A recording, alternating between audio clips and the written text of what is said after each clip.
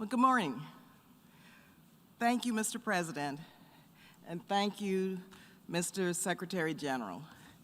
Mr. President, I have the unique honor of addressing you on this important occasion as both a member of Congress and one of this year's United States Congressional delegates to the United Nations General Assembly. As we commemorate the abolition of slavery and the transatlantic slave trade, let us reflect on the profound words of self-emancipated enslaved person, abolitionist, orator, global luminary, and diplomat Frederick Douglass. Abolition of slavery, he said, had been the deepest desire and great labor of my life. These words prompt our remembrance of the victims and descendants of slavery and the transatlantic slave trade.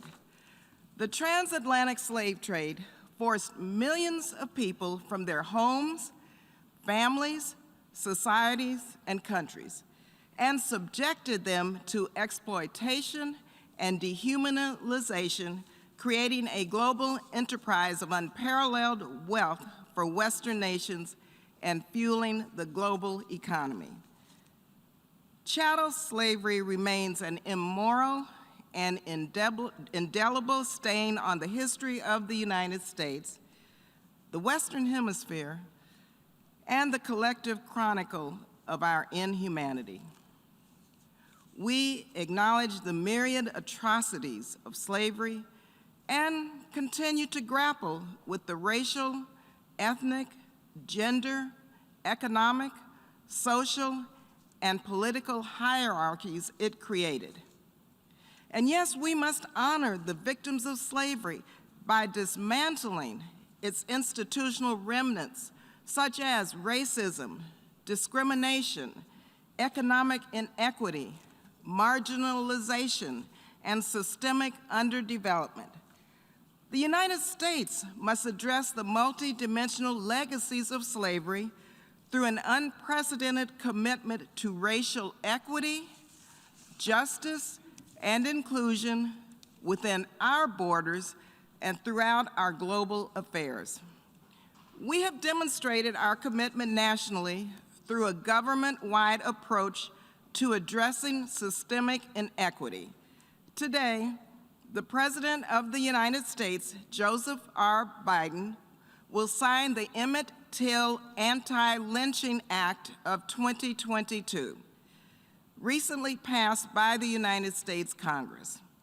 It has been over 120 years since Congress's first attempt to criminalize the horrendous act of lynching, and yes, today, it will be finally made a federal hate crime.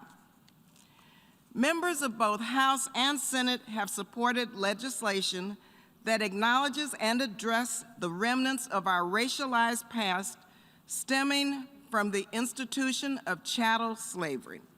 Legislation like H-Con Res 19, urging the establishment of a United States Commission on Truth, Racial Healing, and Transformation.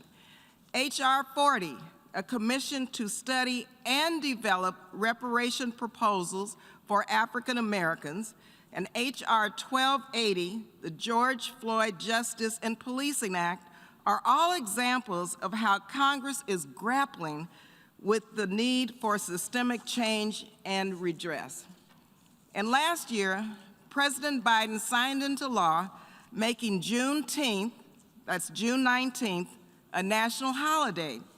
It was on this day in 1865 that Union soldiers arrived in Texas to announce that Black people were free. Now, this was 2.5 years after the Emancipation Proclamation. This announcement was made in Galveston, Texas, which is the home of my grandfather and my great-grandmother. Now, on the global stage, we championed the establishment of the Permanent Forum on People of African Descent and supported the International Independent Expert Mechanism to advance racial justice and equality in law enforcement. And I personally fought for our participation in the movement to establish the beautiful permanent memorial honoring the victims of slavery and the transatlantic slave trade right here in a prominent spot at the United Nations. And I was honored to witness the establishment of the International Decade for People of African Descent. Despite these promising efforts, there is still so much work to do to achieve full equity in the United States and globally.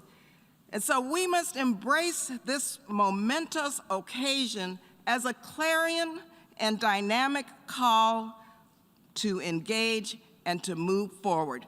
Thank you very much.